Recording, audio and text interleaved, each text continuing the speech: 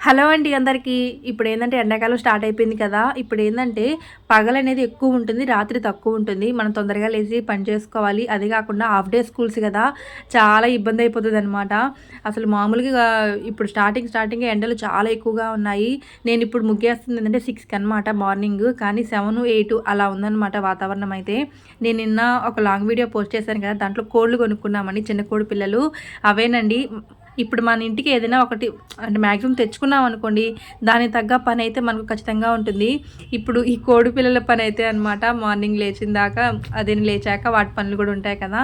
ఇక్కడైతే మా మావయ్య అక్కడ మెంతాకైతే వేశారనమాట. ఇంకా అక్కడ నీళ్ళు పడుతూ ఉన్నారు. గలీజ్ చేసుకుంటాయి కదా! లోపల బుట్ట అంతా కూడా దాంట్లో కొంచెం నీళ్ళు పోసేసి అట్లా నానబెట్టేసి నీట్‌గా వచ్చేస్తాయి.